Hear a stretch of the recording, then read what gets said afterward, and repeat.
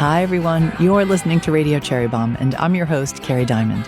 I've still got a touch of laryngitis. That is what happens when you talk too much, but we're making the best of things.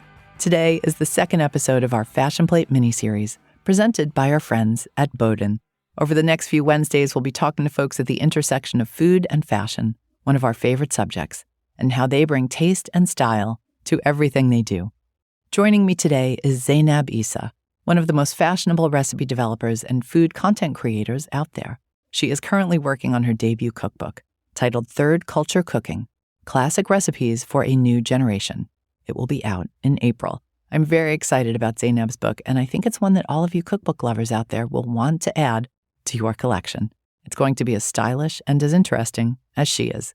Zaynab joins me to talk about growing up in New Jersey with her fashionable sisters, juggling her cultural identities, how she got her start in food media, her love for travel, and more. Stay tuned for our chat.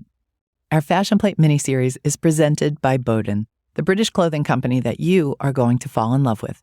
Boden believes in color, timelessness, and attention to detail. If you are mad for plaid and prints and corduroy, can we talk about the corduroy for a second? You might not know this about me, but I love corduroy. Boden dropped their corduroy collection earlier this month, and be still my heart, blazers, trousers, skirts. There's even a midi corduroy shirt dress. And one of the colors, this is a total coincidence, is Cherry's Jubilee. The dress selection in general will thrill you. You can search by length, mini, midi, or maxi, by occasion, and by style. You can even search for, are you ready for this? Dresses with pockets. Boden also has great accessories, bags, shoes, and boots. There's mini Boden for children, and even baby Boden. Boden was founded by Johnny Boden, a dog lover and our favorite, a girl dad. His irreverent spirit is a guiding light for the company. You'll meet Johnny later in our series. Head to Boden.com to brighten your day and your wardrobe. Use code CB10 for 10% off. Tickets are on sale for our Jubilee 2025 conference, happening April 12th in New York City. That date is so far away, yet not. Jubilee is an amazing day of community and connection and great food. This Jubilee is going to be our biggest one yet. We are busy planning lots of exciting stuff for you. And I'll share this just with you. But I think today's guest might be on the Jubilee stage in April. Fingers crossed. Early bird tickets are on sale at cherrybomb.com. And if you're an official Bomb Squad member, check your inbox for special member pricing. Now, let's hear from today's guest. Zaynab Issa, welcome to Radio Cherry Bomb. Thank you for having me. You have so much personal style. Thank you. And it really carries over to your food and to your Instagram.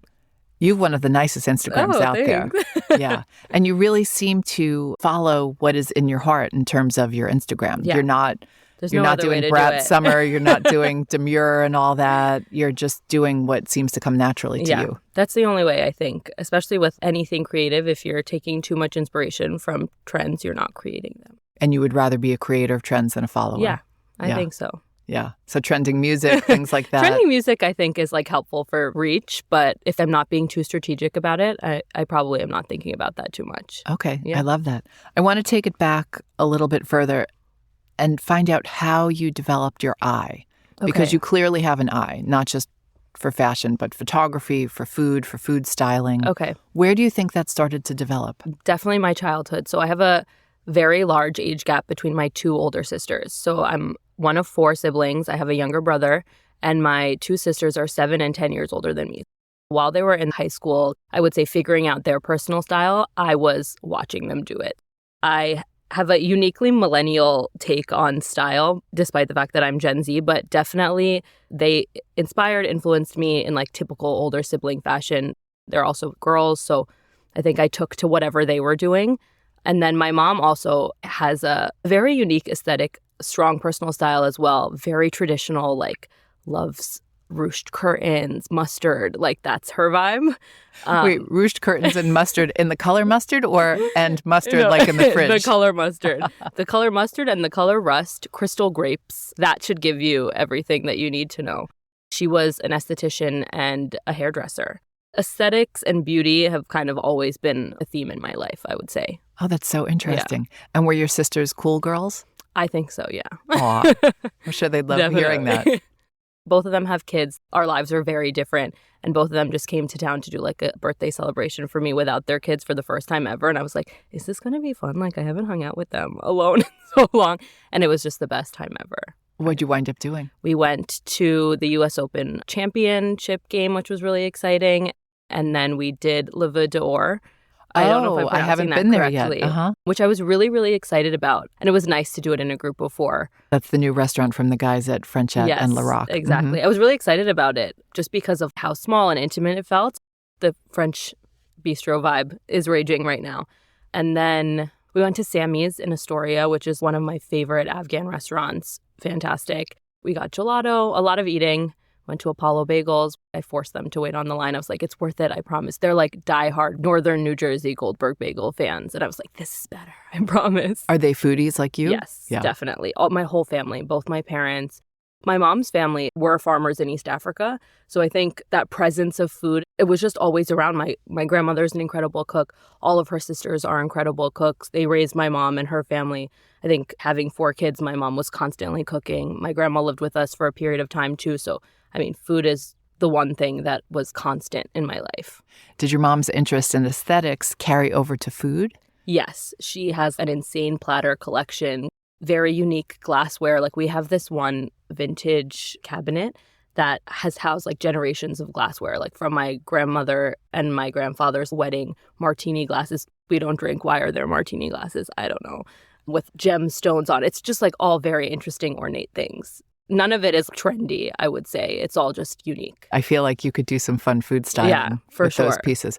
That would be a cool series. So we actually did a portion of the cookbook in my parents' house. A lot of those elements are present.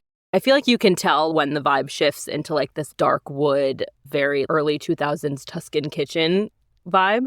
But it was really interesting and important to me in my cookbook to see that kitchen because that's where I learned to cook. Yeah. Yeah. I'm envisioning little Zaynab, like watching her sisters get ready. Yeah. What were your sisters into? Both of my sisters were very into fashion, I would say. My eldest sister is now a psychotherapist, but she was like a mall girl, I would say. New Jersey. I know, Yep. truly. There's a lot of food at the malls, which was what was more interesting to me. My second sister, she did fashion and beauty PR. And that is kind of where I started. Anything she was doing, I was doing. She got her first internship in college freshman year. I emailed her boss to be like, can I also write for your blog? And she said yes. So that was my first internship, was in high school. And it was writing for my sister's boss, doing the same thing as my sister. She was so pissed. So you're kind of a Nepo baby in a sense. Definitely. I literally just followed everything. We'll be right back with today's guest. We're hosting our very first Jubilee Wine Country at the beautiful Solage Resort in Calistoga, California, on October 26th and 27th. Join me, Dominique Crenn, Jenny Britton, Tanya Holland, and lots of other amazing folks for what is going to be an incredible weekend of food, drink, and of course, wine. For more information or to purchase tickets, visit cherrybomb.com. Hi, peeps. It's Jessie Sheehan, the host of She's My Cherry Pie, the baking podcast from the Cherry Bomb Podcast Network. I have big news for you. My new cookbook, Salty, Cheesy, Herby, Crispy, Snackable Bakes, is now available. This is my first savory baking book, and I'm so excited to share it with all of you. It features 100 easy-peasy baking recipes for breakfast, lunch, dinner, and, of course, snacking. From sage butter scones to smash burger hand pies and tomato za'atar galette. You'll also find 6 of my essential savory baking hacks, including how to make my magic melted butter pie dough and the quickest and easiest caramelized onions. I just announced my cookbook tour, and tickets are on sale right now at cherrybomb.com. I'm in San Francisco on Tuesday, October 8th, Chicago on Tuesday, October 15th, and Boston on Wednesday, October 23rd, and I can't wait to see you. Thank you to Kerrygold and King Arthur Flour for supporting my tour. You can click the link in the show notes of this episode to order the book, or pick up a copy at your favorite local bookstore. I hope you love salty, cheesy, herby, crispy, snackable bakes as much as I loved writing it. New Jersey Mall, that's a whole thing. But I'm cracking up that you were more interested in the food at the mall 100%. than the clothes. Yeah. I loved a Zara trip for sure, but Pinkberry, Cinnabon, Panda Express, Sbarro, Jamba Juice, the Starbucks at Target. Auntie Anne's or something? Yeah, of course. And the food at BJ's is wildly so good. So I remember it. I haven't been to BJ's since I lived with my mom, but she would obviously shop in bulk because there was upwards of 10 people living in our house at all times. It's the churro at BJ's. Was so good. That was my sit in the cart with my churro as she bulk shopped for hours. I bet there are some fans out there. I have never been to a BJ's. I've never been to a Costco either. I haven't been to a Costco either. You know what? Maybe I'll drag you. I did an episode like a year or two ago because I had never been to Trader Joe's. No way. I swear to God. I don't know how it happened. It wasn't a big thing here in New York when I was, 20s and 30s. And then every time I tried to go to a Trader Joe's, the lines were out the door. Yeah. And I was like, I can't deal with this. So I never did it. And then finally I was like, I gotta go visit a Trader Joe's. So we did a funny episode about the Trader Joe's Virgin. So mall culture, also third culture. Let's jump right into it. Not just New Jersey culture. You've been influenced in lots of different ways. Yeah, for sure. I think being the child of immigrants definitely puts you in a unique position to absorb American culture as you see it as you grow. I grew up in a suburban town in New Jersey. I think that's very American. I saw all of the very American things like Friday football, just mall culture, all of that. But at the same time, I'm East African and Indian, Khoja more specifically. That community existed in Queens, New York at the time. And every weekend without fail, we were in New York visiting other Khoja families, going to the mosque. All of that really was a huge part of my life. I would say 30 to 40% of my time was spent engaging in that culture. It really influenced the way I feel about food, the way I feel about community. I think food is the most exciting part about culture. So I absorbed that more than anything. I think because my parents grew up somewhere else, the notion of leaving the country was very casual. Vacation internationally was I feel so privileged to say very casual. It was like a yearly thing. My parents took us to Greece, Malaysia, London, Paris, and that also influenced the way I felt about food. They would definitely find the Indian restaurant in Paris and make us walk 2 miles for it and then find out it was closed. That actually happened. They never told us no when it came to food. And I feel so grateful for that. But that also really informed the way I think and feel about food. And I'm very aware that each place has a distinctive cuisine. And I think that's a great thing. That's really informed the way I think about food, cuisine, and culture. I think probably that jump-started my fascination with New York City. I felt like it was a place where all of the things that I knew kind of existed naturally. Living in New Jersey, I would have to seek it out. When I was away, it was very transient. I'm traveling. Like, that's why I get to be immersed in all these different cultures. But in New York City, it kind of feels like this thing happening all the time. Like you're constantly seeing something different than yourself. And I think that makes me feel comfortable, interestingly enough. The melting pot of it all really is where I feel safest. Yeah. Yeah. No, I agree with you. I was running to the city and we always called it the city. Yeah. Did you do the same? Yeah, same. Yeah. People are like, the city? Don't you live in the city? I'm like, well, no, Manhattan is different. The city, Manhattan is the city. The second I could hop on the ferry and ride the subway by myself and get a job in the city, I did it. I loved it here. I did those FIT pre-college programs. Oh, I did too. Did we talk about that? No, we haven't. Saturday Live. Oh, no way. Is that what it's called? It was called Saturday Live when I did it. Okay. They called it, I think, pre-college. You would pick a class, go every Saturday for like 5 or 6 weeks. I did that, I think, 2 or 3 times with some other kids from my high school, and we would rotate carpooling. And that was like my first time going into the city regularly for something. And it was amazing. I met so many interesting people. I love that so much. I thought it was very, very formative. But yeah, I think there's a lot to be said about riding the subway at a young age and your worldview, because it is a melting pot down there. And growing up in a very American white town made me feel more uncomfortable than comfortable. And then like right across the bridge, literally 15 minutes from my house, there's this. I'm wearing a scarf, so it's not a thing. Nobody's looking at me and thinking, oh, what is that on her head? Literally 15 minutes away from my childhood home, which is still something I find so interesting. Walking around there, whenever I return, I feel a little bit off. It's so interesting. It's almost like there was this portal that you went back and forth State through. lines, yeah. Mm-hmm. Interesting. Did you study at FIT? No, so I studied at Baruch College. Okay. I desperately wanted to go to NYU. My parents had sent me for a summer before senior year to do like another credit-bearing pre-college program. I had the best time. I really loved downtown New York after that. I got into NYU, and then I think what ended up happening was scholarship paperwork came through for Baruch. And so my parents were like, if you're getting a free ride, you're going to Baruch. It's a great business school. They had always pushed me towards a more traditional professional career. So they were like, doctor, lawyer, work in finance. I think for them, their view as immigrants is safety is your priority. For me now, I'm like, you guys did that part. You made us safe. You did the hard work. don't you want to see what I can do here? You came here for what, right? For opportunity to live out your American dream. And luckily, you succeeded at it. This is the fruit of the American dream, is like your children have the opportunity to do anything, safe or not. Because you knew you were creative? I think they all knew it. Anything I had ever done, I would make soap in middle school, cupcake soap, that Brambleberry era on YouTube. I would make that and sell it at school. I always had a creative entrepreneurial spirit. I mean, I got in trouble for it constantly. I was making lip balm and then I would get sent to the principal's office because you can't sell things at school. And then people would be like, just give it to me. I'll give it to you. I'll give you cash every cent. I'm like, okay. So I think they knew that I had it in me, but I think they just didn't understand how I could work in food outside of a restaurant and make money. Their idea of restaurant life was not what they had in mind for me. The hours were crazy. It was not stable. One thing that bothered them a lot would require pork and alcohol being in my life in a way that, like, for them, they're just like, that's not for us. We don't do that. I feel like we missed a step. We've talked about your creative side, your entrepreneurial side. You showed that at a super young age.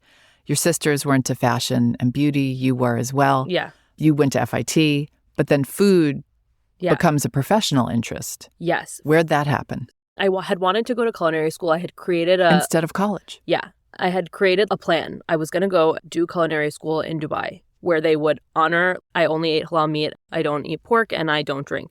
That would be something that was familiar to them. If I tried to push it, they would respect it. My parents were like, you're 17 years old, you're not moving to Dubai. I was pretty good at pushing back, but that just felt like something that was so big that it was so far from anything I could realistically convince them to do. Instead, I had made a deal with them that I would go to Baruch provided I could live in the city, which is something my sisters hadn't done. They said yes to that, and they did keep their word, although it took them a minute to get there.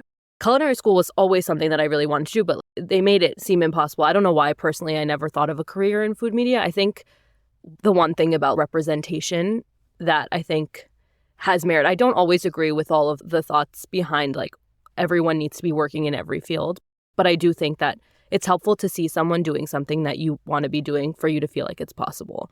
I didn't know anyone in food media. I didn't know what that looked like. It wasn't even an option. I obviously watched Food Network so much, but I mean, nobody really looked like me. There was, I think, one South Asian host. It just felt like so far, you know? So if it wasn't restaurants, how was it going to work? Food basically became my hobby. It continued being an interest of mine. It was never something I was pursuing. I thought I had a better shot at working in fashion. So I kind of pursued the breadth of fashion internships that were available to me. I did PR, I did styling. Where did you intern? I interned at Bradbury Lewis. I interned at Time Inc. and The Knot as well. The Knot was editorial and Time Inc. was basically influencer marketing, which really informed the way I feel about what it means to be someone on the internet that gets paid to advertise. The Knot was really great for traditional writing experience. My boss there was amazing. My last internship was at The Knot in 2019. Right after that, I went to study abroad in Florence for a month. I did the winter semester, and then I entered into my last semester of college. That was when I wrote the zine for my thesis project, and that kind of propelled my career. And that was when the pandemic hit. That was when I started posting on TikTok. They say when you're doing what you're supposed to be doing, the dominoes start to fall, and I felt like that was really true. Tell us about the zine. I love a zine. Yeah. The zine was my art minor. The project was to create any project that was a commentary on the political climate in the U.S. at the time. For me, I'm like, the only thing that I think can get people to understand each other, or at least see that we're so much more similar than we think, is food. Sitting together over a shared meal is the most eye-opening experience. If you hate somebody, but you go out with them, 20 minutes in, it's like, oh, she's not that bad. It's just the way it goes. I ended up basically formally recipe developing with the help of Danny Dillon, who now works at Care of Chan. She was at the wing where I had a membership back in 2020, 2019. I reached out to her and I was like, can you help me with this? And she was so helpful. Danny's great. Yeah, she really is. I just kind of started formalizing these recipes that I had grown up eating that, like, nobody knew anything about. If you don't know what Khoja culture is, how would you know what Khoja food is? And it's very specific. It's also in and of itself kind of third culture because there's a migration pattern there too, and a mixing of cultures and influences. I think it was like 10 or 15 recipes. The philosophy was very like, make these, learn about something you don't know, see if you like it, and apply that principle to your life and through food. That got in the hands of, I think she was the social media manager at Bon Appetit, Emily Schultz, at the time. And she posted it, and then she offered to connect me with people. And I mean, I kind of owe my professional food media career to her. I really feel that way. Did you sell the zine or was it just for school? My professor ended up telling me to sell it. And I had been garnering a bit of a TikTok following from just cooking. I wouldn't say I was recipe developing consciously at that time. I was very much telling in that way that we were talking about. I was telling people what I was making and people were following me for it. I had made this zine. My professor was like, sell it. I ended up ordering 1,000 copies of it, which is still crazy to me. Like, who bought it? I don't know. But I fulfilled every single order myself. And I think that kind of pushed me into feeling like, okay, I know what I'm doing. People are making these recipes. They're working. They're enjoying them. They're like really dabbling in the unfamiliar. There was no like fusion in these recipes. These were recipes exactly as they were made. I maybe made 1 or 2 changes, but there was no real food editing happening for like ease and convenience. Damn, if people are interested, there's an audience for this, which was really exciting. Oh my gosh, I have so many questions. Let's talk a little bit about Khoja cuisine before we talk about magazines and your zine and things like that. I would love to learn more. I've done a lot of research on this. I've written an article for Eat magazine that kind of tracks the migration pattern that created what is now the Khoja diaspora. So for the most part, it's people from India, namely Gujarat, that migrated into East Africa, mostly Kenya, Tanzania, and Zanzibar, which are all off the eastern coast. This was many generations back. Then what happens is they start to mix with the local people.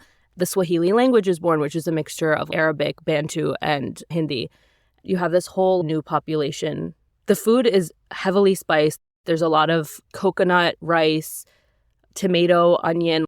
There's also heavy regional differences. It's very unique, but it kind of feels familiar if you are familiar with South Asian food, Middle Eastern food, or African food. You can see the intersection, but it's definitely a mix in and of itself. It's delicious. It's the food that I think of when I think of like nostalgic food. Want to give us a few examples of dishes? Yeah, so one of the most popular ones I would say is kukupaka, which is a chicken and coconut curry. It's spiced with turmeric. There's like tomato, onion, coriander, tons of coconut milk. Ideally, it's using fresh coconut milk. Some other examples are Khoja biryani, which is also known as Swahili biryani, and it's like South Asian biryani, but has more of like a stewy sauce that kind of cascades over the spiced rice. It's fantastic. Definitely top 5 favorite meals. Pilau, which is a rice pilaf, heavily spiced with cumin. There's goat meat and beef usually in there, potatoes, garlic, ginger, sometimes tomato, chilies. There's a recipe in my cookbook for that, which is my mom's recipe. It's my favorite recipe in the book. Oh, I can't wait. Yeah, it's fantastic. Are there any Khoja cookbooks? There are. They're like more that style of between homes. So like they're self-published generally. That zine could be considered a Khoja cookbook, but I wouldn't say there's any formalized one. There is Africali, which is an amazing cookbook that was recently published. She's East African, she's Kenyan. A lot of those influences are represented in her book as well. So that's amazing. And how about any restaurants that specialize in that? Very few. Huh. Yeah, no. I can't think of any, in fact. Okay. Yeah, there's opportunity there for sure. Yeah, it's amazing. You sometimes think like the food world's covered, but not necessarily. Especially as like people get more familiar with the regionality of cuisine, you really realize you haven't covered anything. So the Bonap folks discover your zine. What I do know about you, you think like a magazine editor. Definitely feel like you could have been an editor-in-chief. Like even just the way you organize your Instagram and your social media. I feel like you think in that way. I'm a Virgo. Okay. That should tell you everything you need to know. Definitely very analytical. I like to think big picture and then work down. Yeah, even your travel guides. I mean, there's so much that we can talk about that you do. But okay, so you go to Bonap. What did you do there? So I was right out of school. Pretty much, yeah. Wow. Yeah, I was 22 when I got that job, which is like crazy to think of. They really put me through the ringer interview-wise, though. I think that interview process was 6 months. Chris Morocco was my manager at the time. He took a risk on me, and I'm aware of that. And I think he really helped me hone my skills, along with everyone else in the test kitchen. It's a very collaborative environment. I got hired as associate food editor. There was 2 others at the time, Kendra Vaculin and Rachel Gerger. Christina Che was senior food editor, and underneath the assistant food editor was Jessie Yu Chen, whose responsibility is mostly cross-testing, some food editing as well. The job of the associate food editors is really just to like develop recipes and food edit recipes, pitch stories, work with social, and appear on video occasionally. So that was like definitely dream job. What did you think you were going to wind up doing when you graduated? Editorial, for sure. I wanted to work in traditional media. I really value traditional media. I owe a lot of my career to social media. I think that the way information moves in traditional media is much, much, much healthier. As far as disseminating information, it's checked multiple times. There's so many eyes on it. It's getting better. It's like putting a wet piece of clothing in the dryer and like it's tumbling and it's moving and it's moving. And when it comes out, it's dry, it's wrinkle-free, it's crispy. Social media, you have to put a lot of eggs in your own basket in a way that like kind of makes me uncomfortable. I'm glad I did it, of course, because I feel like it's the future in a lot of ways. But I love having that background. I don't think I could confidently do social media without that background. Pursuing the job of influencer is a little freaky to me. You seem a little uncomfortable with that title even. You do not call yourself an influencer. Technically, I know I am one. I got to get behind it probably a little bit more. I think I do a lot of work in traditional media that makes me feel like it's fine. Yeah. I do like the term content creator much better. Yeah. Because I think that at least recognizes the work that has to go into this. Yeah, true. For me, I know what that means. It's someone that's like making money by being present on the internet. So like call me what you want kind of thing. I need to be doing things outside of that to make me feel like okay with that term. I don't think I could ever just appear on the internet. So tell folks how you make a living. I have a cookbook deal. That's a very big part of how I make a living. I also publish recipes freelance with magazines. So like The Kitchen, King Arthur, and then also I do sponsored content work, which is definitely a big chunk of it. That's why I couldn't write it off. I think once you start seeing the money to be made in ad work, it's very difficult to write it off. That's why I can't say I'm not an influencer, because if you present me with the right brand, the right opportunity, I'm going to take it. How do you maintain your integrity when doing projects? Saying no a lot. You have to say no a lot. I mean, people can see through it. If you are a good influencer, people know what's on brand for you. So if you see me doing an ad and you raise an eyebrow, like you have a right to. I raise an eyebrow when I get certain. I'm like, oh, if they're reaching out to me, I must be doing something wrong. I'm not representing myself well enough if the person behind this ad thinks that I would do it. I mean, sometimes they're shooting their shot, but a lot of the times the outreach that I get is I'm even surprised that they would want to work with me. I did a job with The Real Real. That was so exciting. Oh, I love The Real Real. Because I love The Real Real. I also did a job with All Clad. It's like a year-long job, and Another that's like a great dream. brand. That one, I'm like, I want to work with you guys forever. I have purchased this cookware many times over the course of my life. Every single piece I've used is fantastic. When those come through, like the alignment is there. I think, have a very hard time doing things I don't want to do. And so if the alignment isn't there, I'm dragging my feet. Well, it seems like you have a lot of integrity. I think that's what it comes down to. I try to. Yeah. I can't work well if I feel like who I am is being compromised. Where are you most active? Instagram. On Instagram. Right now, yeah. Okay. I've been working on this cookbook for 2 years now. Before that, I was working at Bon Appetit. Before that, I was pretty much exclusive. I was in college and posting on Instagram. The work that I was doing for the past 3 years, including Bon Appetit, is the work that I was doing on social media in terms of recipe development. Obviously much more refined, but recipe development, content creation, all of that was happening at the magazine and is happening for the cookbook. I see certain creators that are able to manage both throughout the whole thing, and I'm like, wow, I wish. I don't have the brain space to like put my all into all of these different things.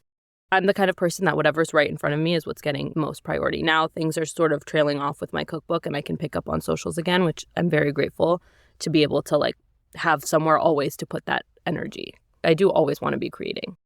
Before we talk about your book, let's talk about travel. You've been traveling from an early age to very interesting places. You were in our Paris issue. Yes. Thank you for that. Thank I loved you. learning about all your recommendations. But you share a lot on your stories. Yeah. All your travel guides, which are fantastic. What are some of your favorite places to visit? Oh, okay. I love Istanbul. That's one of my favorite cities.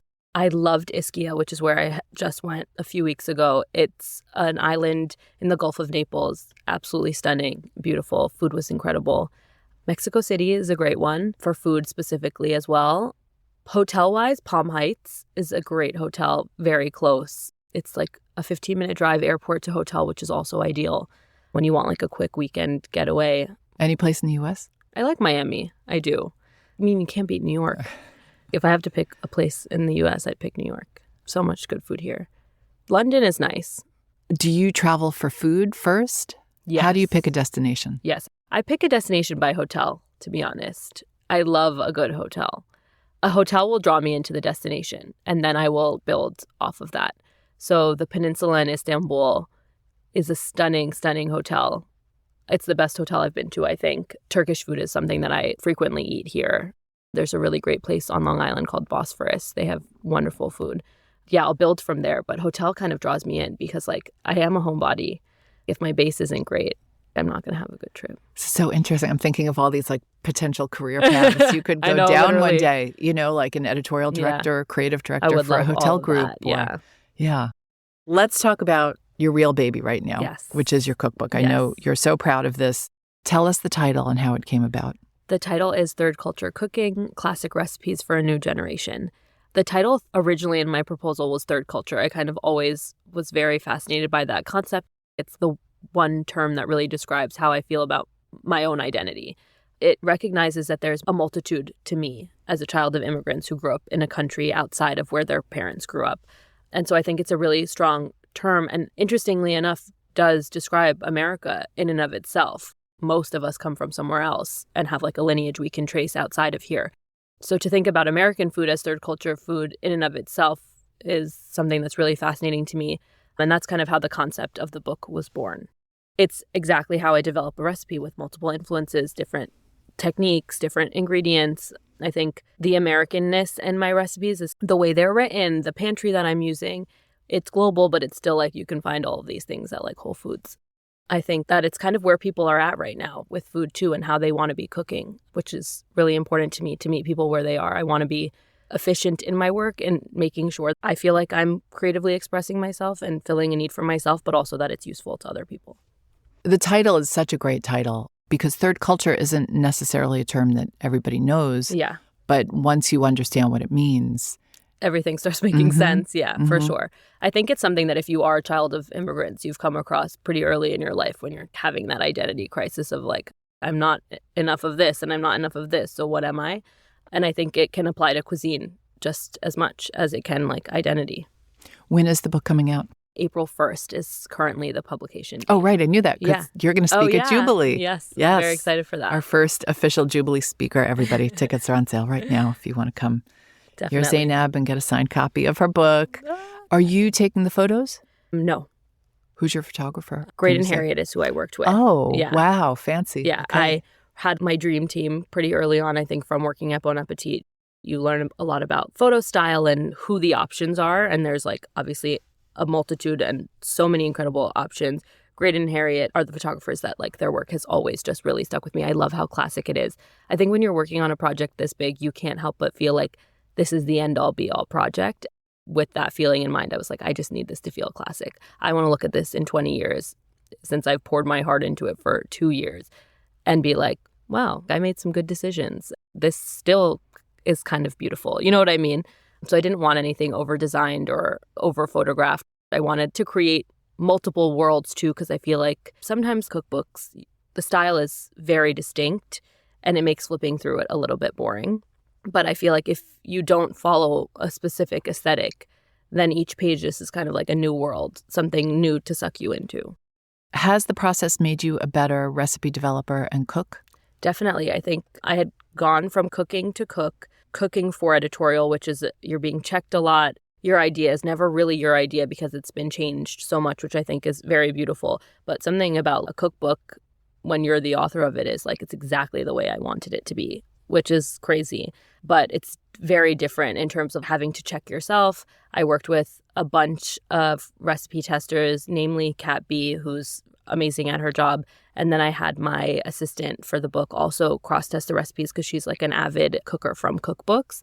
So her opinion was super valuable to me, what was working for her, what wasn't.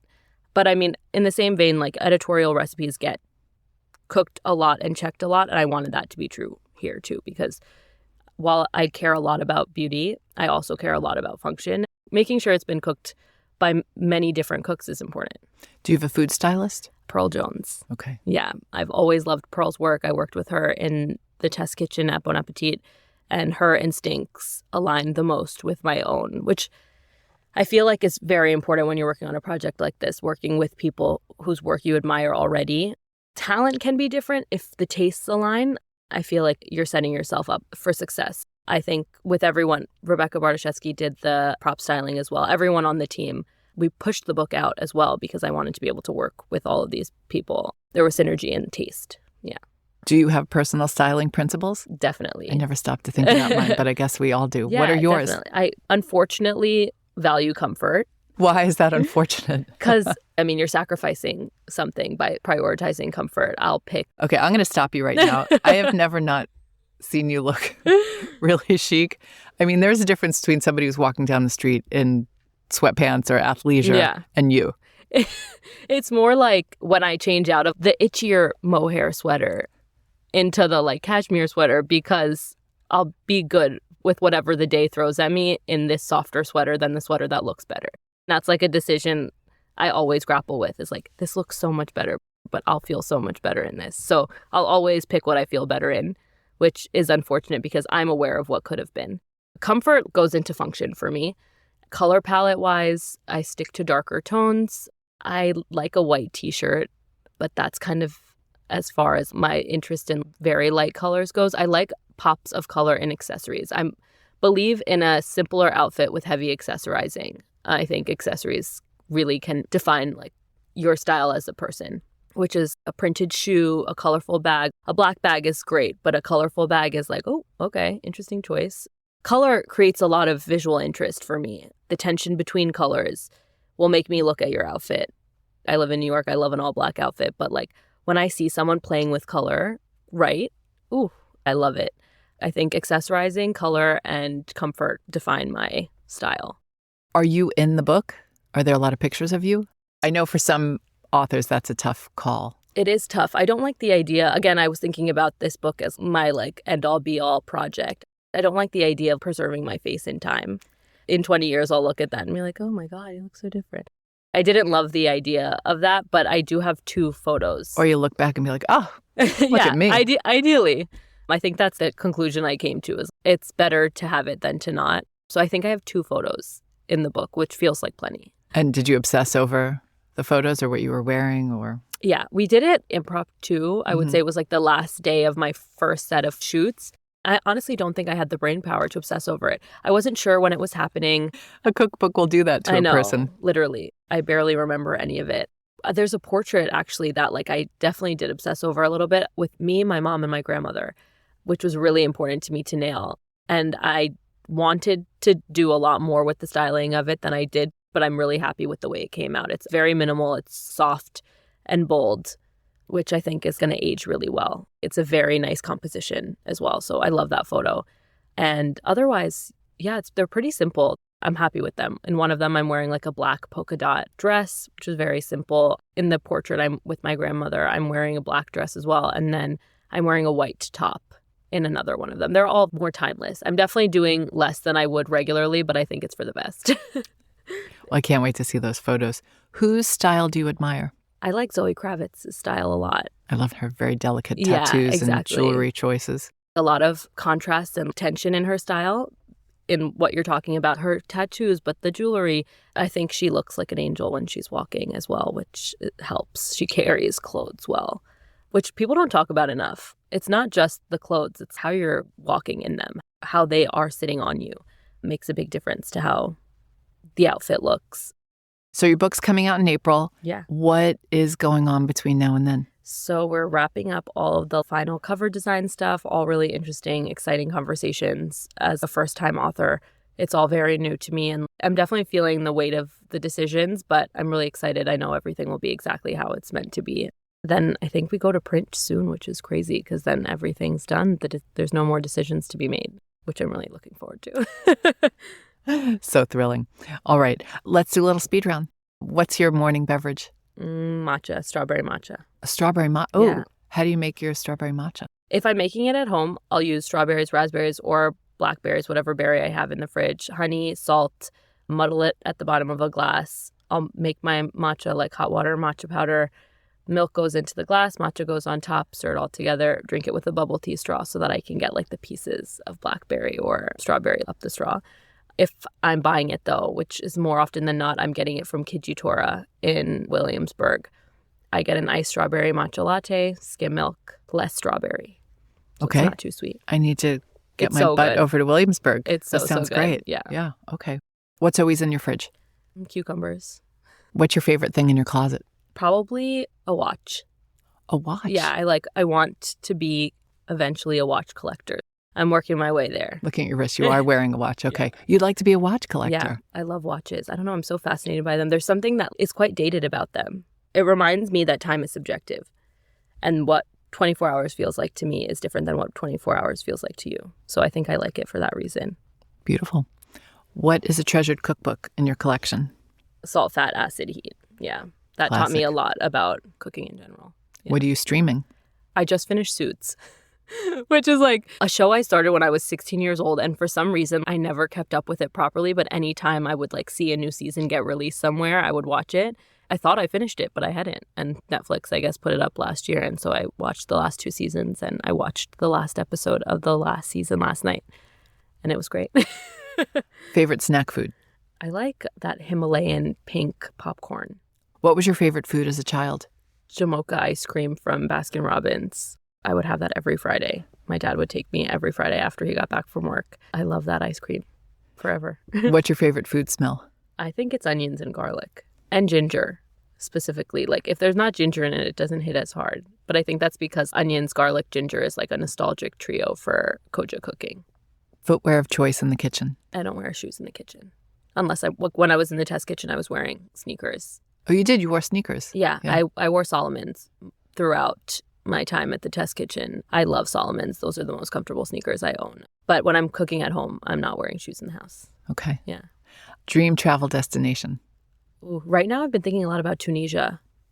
Tunisia and Oman are like top of my list right now. All right, last question. If you had to be trapped on a desert island with one food celebrity, who would it be and why? Ooh, Ina Garden. Or Padma Lakshmi. Yeah. Those, who do I pick? Why those two? Maybe you could bring them both. Ina Garden, just because like dying to pick that brain. Really, I want to know. I want to be able to like read her as a person desperately. And Padma Lakshmi, I just think is iconic. Obsessed. I would love to get my cookbook in her hands. That would make me so happy. I like what she's doing with Taste the Nation. I think she's a South Asian that's been in media for a really long time. It would be really interesting to talk to her. Padma's one of my heroes. I love her. And funnily enough, a lot of people say Ina and Padma, but no one's tried to get them on the island together. Together. Just you. Only together. Zaynab, this was so nice. I loved getting to know you better. Thank you so much for having me. And I'm very proud of you and everything you've done. Thank you so and much. I just feel like there's so much more you're going to do I hope in you're the right. food and media and hospitality world. And I can't wait to see what's next for you. Thank you so much for having me. That's it for today's show. Thank you so much to Zaynab and the team at Boden for making our mini-series possible. Don't forget to use code CB10 if you're shopping over at Boden.com and check back next Wednesday for more Fashion Plate. I would love for you to follow Radio Cherry Bomb wherever you listen to podcasts and leave a rating and a review. Let me know what you think about the show and who you would love to hear from on a future episode. Our theme song is by the band Tra La La. Thank you to the teams at CityVox and Good Studio. Our producers are Catherine Baker and Jenna Sadu, and our content and partnerships manager is London Crenshaw. Thanks for listening, everybody. You're the bomb.